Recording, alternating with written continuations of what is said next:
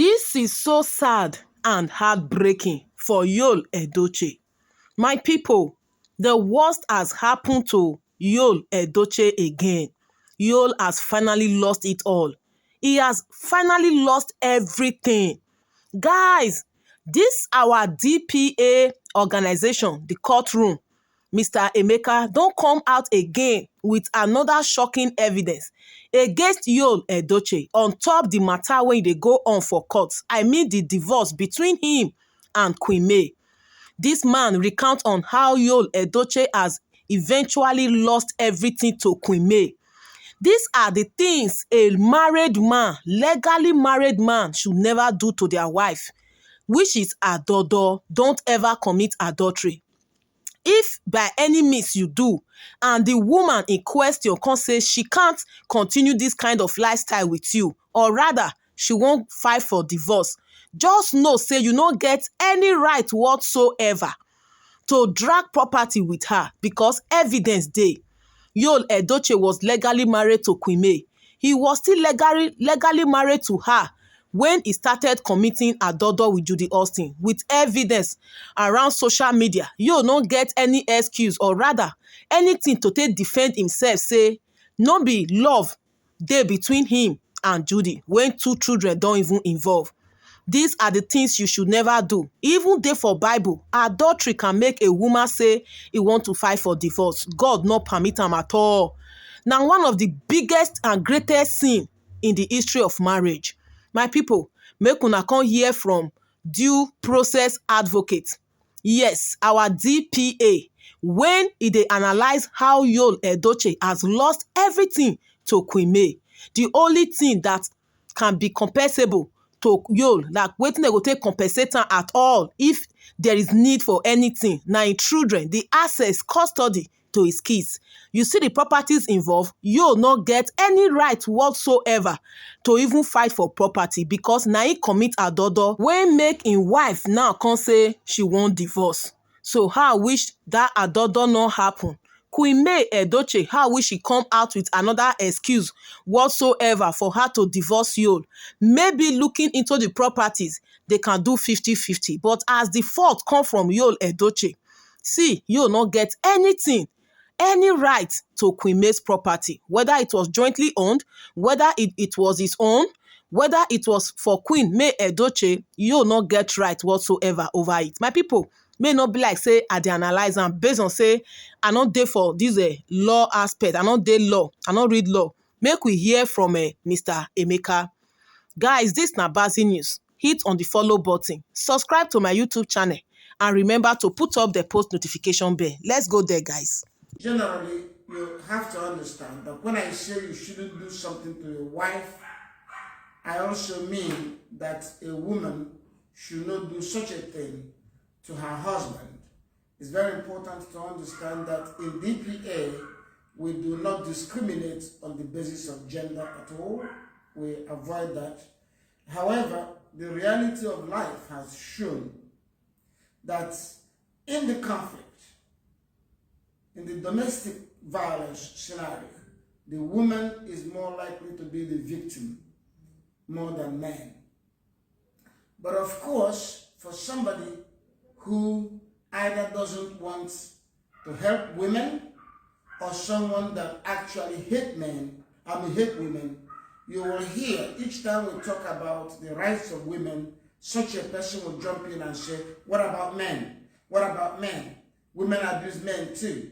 When you hear that, such reactions, it just tells you that you are dealing with an abuser, okay?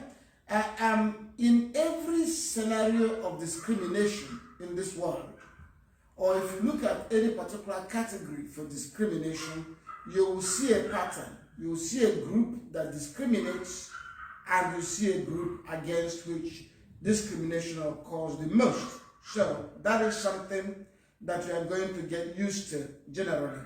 And the abusers, that is the people in the stronger group, will always consider themselves also victims. For instance, if you look at racial discrimination in any of these Western world, it is known that the white people are more powerful and better positioned than the minorities.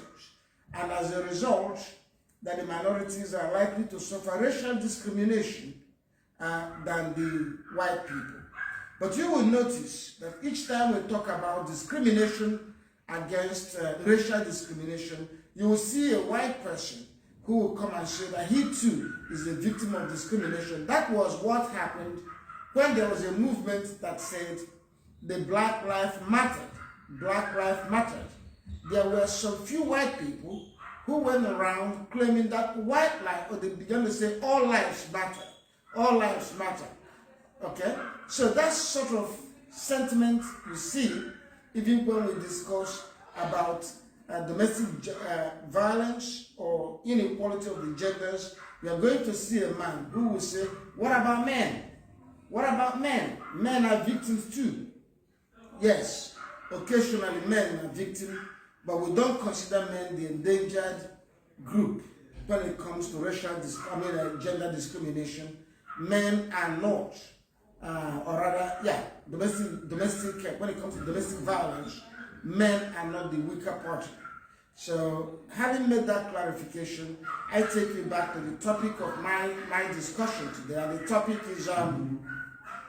topic is certain things or something you should never do to your wife. And one thing comes to mind based on cases we have received recently. Yesterday we got 2 cases of this type. In the first case, a man told his wife to go and stay with her mother. Go to your mother's house for the time being. They called various meetings. They asked the man, what did the woman do? He couldn't say anything tangible. He couldn't really say anything tangible that the woman did. They went to the church. They went to various counseling groups. Various committees intervened. And at the end of it, the man was saying, she just has to go to her house, her mother's house. Let her go there and stay for a while. But she shouldn't go with the children. And the poor woman packed her bag. Can you imagine? Can you imagine? She packed her bag and said goodbye to her children and went to her mother's house. Of course, in her mother's house, she is now single. She's not married. Because cohabitation is an essential attribute of marriage. Cohabitation means living together. Husband and wife are supposed to cohabit. When you start living alone as a single woman, that means one of the 3 parts, one of the strands, the 3 strands of marriage, one of the 3 legs of marriage is knocked off. Cohabitation is an essential element of marriage. It's knocked off. Then the second leg of marriage is intimacy, sexual intimacy. Of course, when you start living with your mother, the second leg of the marriage is knocked off. So if your husband forces you to leave the house and go and live in your mother's house, he has ended the marriage by more than 50%. He has ended the marriage by 65%. Yes, 66 point something percent. You should know, don't have any illusion. If you're a woman, don't have any illusion. If your husband tells you to pack and go to your mother's house against your will, the marriage is over. Some people will say I'm instigating women, but I'm not instigating anybody. I'm telling you the truth. There are 3 things needed in a marriage. There are absolute essentials of marriage. One is cohabitation. At least. One is cohabitation, meaning that you live together. Of course, your husband may go and transfer or travel. That doesn't mean that cohabitation is terminated. Okay? It is mutual. You separated upon agreement. Whenever you and your husband agree to separate, cohabitation continues to exist. We don't treat it as an end to cohabitation insofar as 2 of you agreed that he's traveling, maybe he's a soldier, he's on assignment, or maybe he's a diplomat and they posted him overseas. As long as you agreed for the separation to occur, That doesn't end cohabitation. But cohabitation is number one. Number two is sexual intimacy.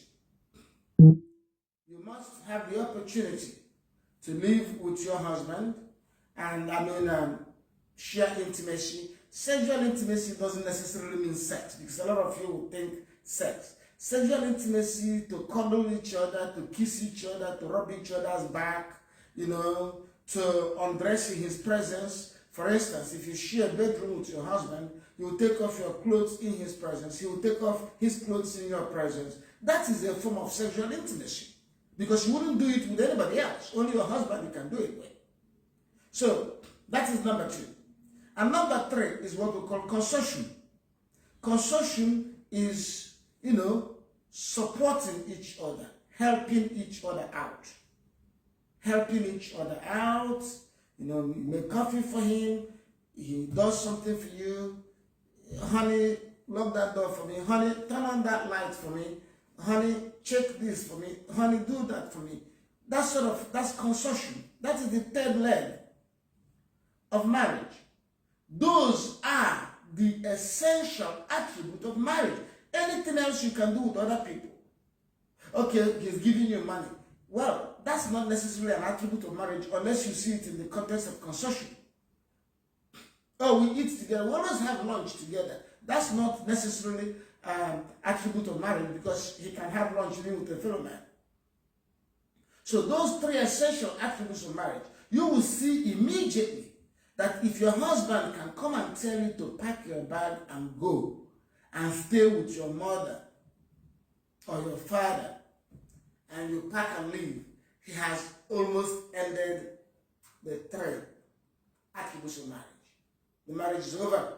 You don't need to be told. Don't wait for DPA to tell you what's happening to you. And that is why, if you are a wise woman and that sort of thing happens, you should prepare for total and final battle. There's nothing else to save in the marriage. There's nothing else to save. There's no marriage to save. Because if you leave and go and live in your mother's house, all those three elements of marriage will be there. That means you are not cohabiting.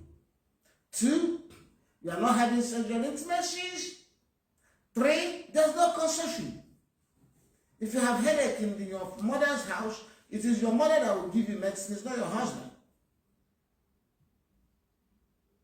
So, having explained these things, all these women who think that they're still in a marriage after your husband had told you to pack and go home, you are joking. You don't know what. The marriage is over. You don't have to be told that the marriage is over before you know. You don't have to be told. I don't have to tell you that the marriage is over. Look at what people do. Always look at what people do. Forget what they say. Be wise. From today onwards, be wise. Stop listening to what people say only. It is better and safer to look at what they do. What they do is what reflects their intention. People can lie to you, but they can't lie in their action. They can lie by word of mouth. Absolutely. So look at what your husband is doing. When you look at what he's doing, you're going to determine whether there's a marriage or not. For him to ask you to go to your father's house, there's no marriage. Nothing is left. Your husband wants to make sure you slept well. Your husband wants to make sure you're okay when you woke up in the morning. Your husband wants to make sure that you're okay when you went to bed in the night. But when a man says, go and pack and live in your mother's house, he's saying, I don't really care how you sleep. I don't care what happens to you in the night. I don't care what happens to you in the morning. So there's no marriage. You should understand it. But now, the main purpose of this talk is to tell you that no man has the right to tell his wife to leave the house. No man. Make no mistake about it. There is no exception. There is absolutely no exception. Because some people I know, some of the men here who are very poorly raised, very poorly brought up men, they will start saying, oh, what did she do? What was his reason? There can never be a reason. There is nothing your wife will do and you tell her to pack and go. The fact is that you don't have the right. You don't have the power. The only reason it is happening is because your wife is ignorant. The only reason your woman is packing her things and leaving is because she's ignorant. She doesn't know her rights. If she knows her rights, she knows she's not going to go. I'll tell you about the other case. The same thing in the other case. The man is telling the woman. In the first case, the man accused the woman, suspected the woman of infidelity, and said the woman should go and swear in a shrine. The woman refused. The woman is innocent. She had never cheated on her husband, but she will not swear in a shrine. On the contrary, the same husband slept with their maid, their house help. The husband that is asking his wife to go and swear in a shrine actually slept with their maid. It was admitted. They were caught red-handed. So the woman said she will not swear in the shrine. The man said she should leave the house. And she left the house. And she left her children behind. Unfortunately, she contacted us after she left the house. You see, once you have left the house, it's difficult to return. It's difficult to... Once you abandon your children, even for one day, it's difficult to come back to take them. For you to live without your children meant that you did not think the children were in danger. You did not think there's anything wrong with the children staying with their father. Indeed, when you live without your children, you are saying, I trust their father to take good care of them. That is the meaning of you leaving the children behind. I trust their father to take care of them. Their father is a loving, competent father. He will take care of them. The children are all right with him. That's what you have said by your action. So once you have said that, it is difficult for you now to come and say, hey, I want to take my children. Take your children from whom? The children you abandoned? So you don't understand that. So anybody that says pack away, if you are in DPA and your husband tells you to leave the house, call us. Call us. We know what to do. Call us. But please don't leave. If you leave and call us from your mother's house, it is harder for us to intervene. Call us before you leave, please. Now, in another case we had Bias Estate, the same thing. The man met a woman on the social media, and he began to chat on the social media. He and the woman fell in love. Stupid love. It's not love. The man is just stupid because the girl is just asking for gifts and he's sending gifts. When all you do with a woman is send her gifts, don't call it a relationship. It's a hookupship. You buy her a gift for sex. That's not love. So this man continued to fantasize with his social media girlfriend. Then he told his wife with 5 children, he just called her one day to see that some men are crazy. He said, well, I'm not happy with you. Dress up. I want to take you to your father's house. I'm being a nice guy. That's why I want to drive you. Otherwise, I will leave you to take a taxi. Can you imagine? So the woman said, I'm not going anywhere. The man went and pulled his car, parked it in front, opened the trunk of the car boot, and said he was going to began to take the woman's suitcases into the car. The woman called us. I found out it was a weekend. You know, the way we work with the police is very delicate. There is no emergency service in Nigeria. You cannot call the police and they respond to emergency. No way. If there's emergency, the police run. Nigerian police don't like to put on their uniform. They're afraid they could be killed. So Nigerian police will never respond to an emergency. Now, so I had to get this man to calm down over the weekend. I called him. I said, please. I asked him, what did the woman do? Nothing. That his prophet told him that that he will never progress unless he divorces his wife. I said, your prophet told you that? Your pastor told you that? He said, yes. I said, good. I said, all right, no problem. Can you give us till Tuesday? I told him, please, give us till Tuesday. He said, okay. I'll give us till Tuesday, but we must keep Tuesday. I said, all right. We prepared a letter to the woman, sent her to the police, and I spoke to the DPO. I explained to the DPO. This is very simple. If a man is tired of his marriage, if you're tired of your marriage, and you no longer want to live with your wife, you have two options. You either go to court and file a petition for judicial separation, asking the court to separate you and your wife. Second option, you pack your bag and leave the house. You cannot tell the woman to leave. Who the hell are you to tell your wife to leave from her own house? That's her house. You see, the problem is that many of you don't understand that when you get married, wherever you live with your husband is equally your house. Even if he built the house before you came, you still have the right greater than a tenant. And you know that no landlord will tell a tenant to pack and live like that. So, you should still have right. Due process for a landlord to throw out a tenant, due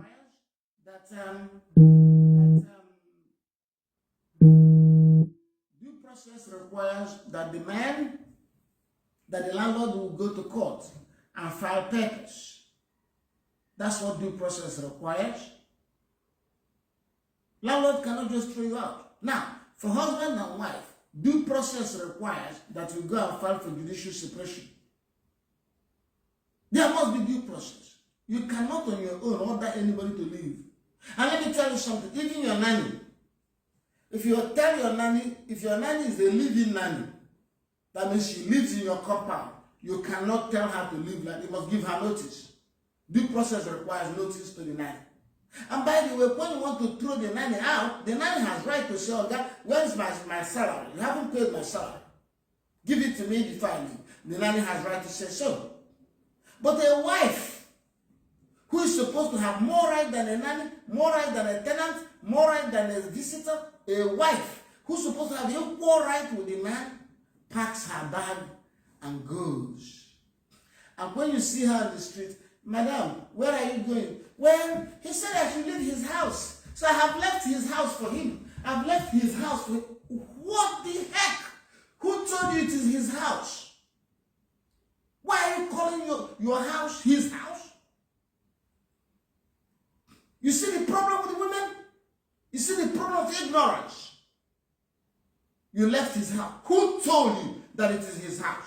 Why is it his house? Is that not your marital home?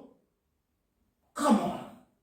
Even the rats, even the rabbits have their home in the hole where they go. And when they go there, they're supposed to have peace.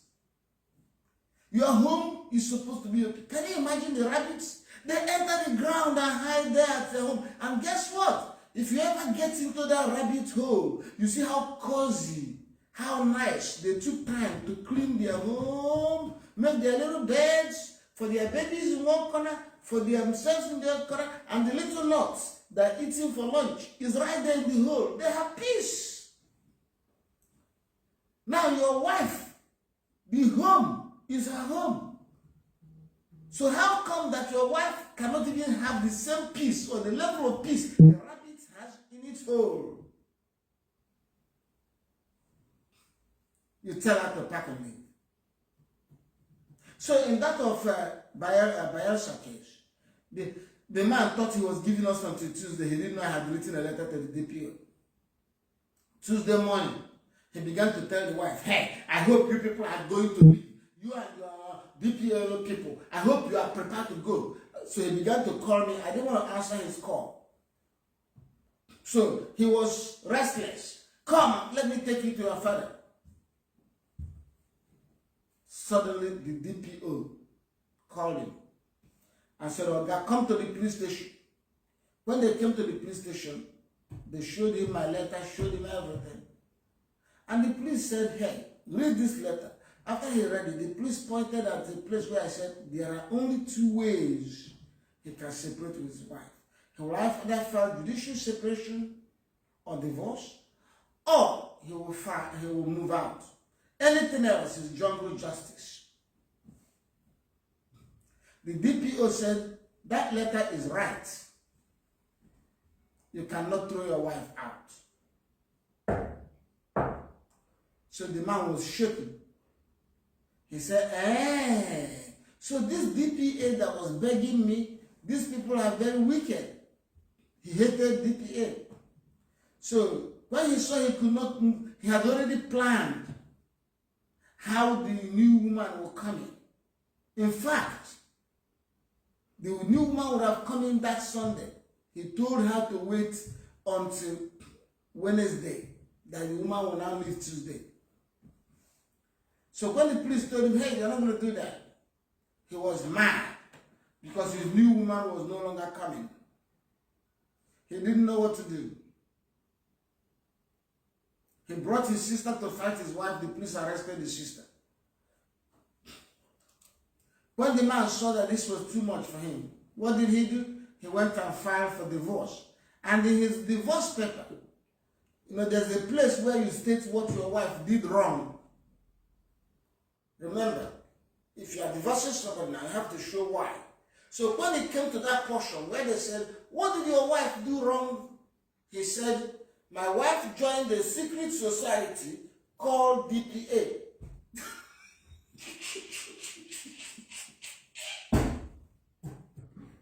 So his wife's wrongdoing was for joining DPA. Can you imagine that?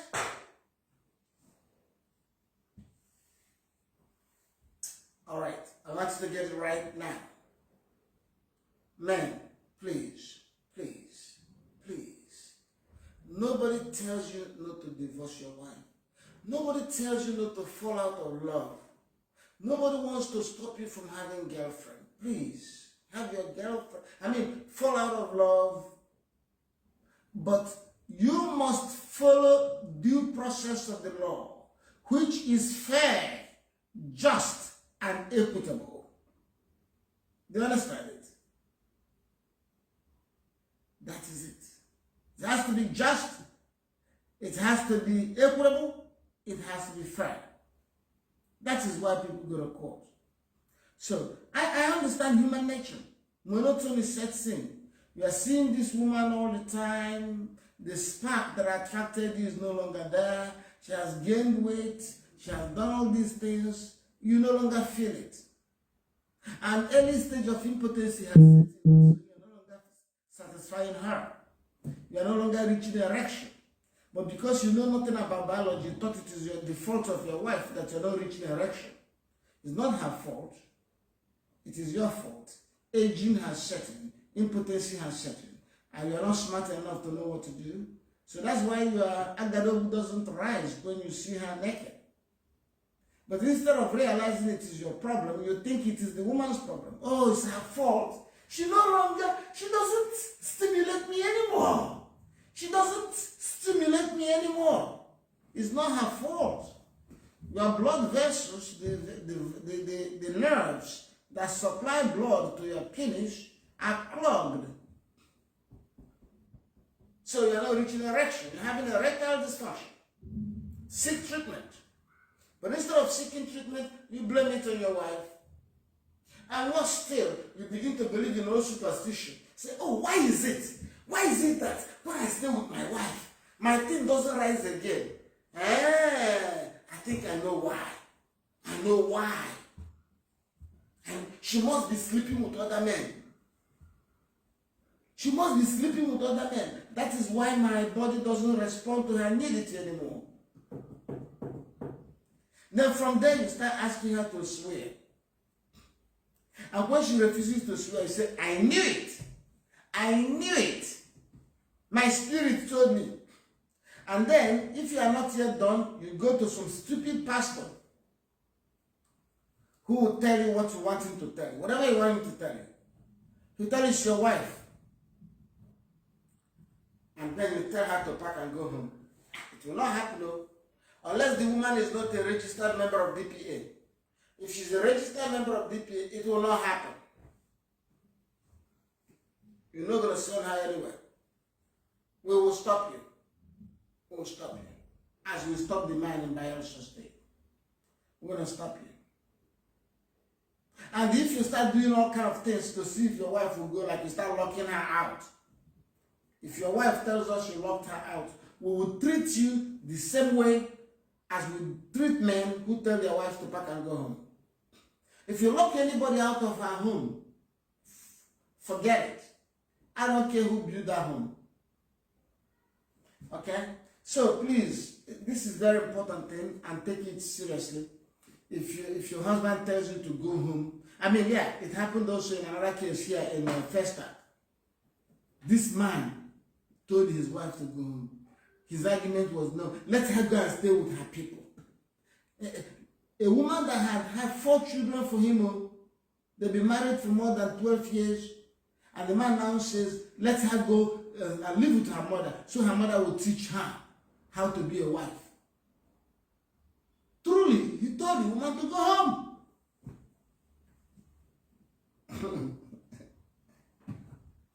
Oh yes, another case here is not just one, many.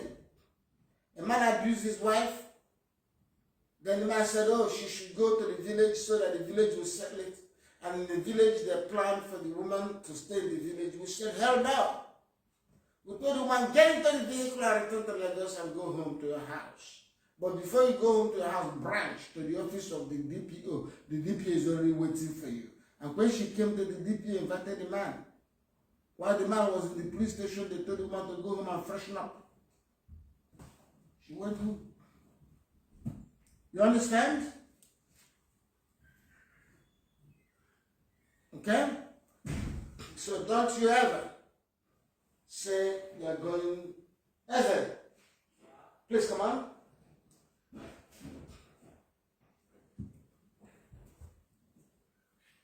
I have this persistent call.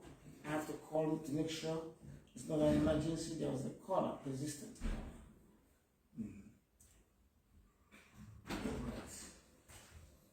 All right. Is it? So I am on a live session. Okay. But tell me, is it? Are you okay? I've done that. Okay. Did you meet him? Yes, sir. Awesome. Oh, let me see.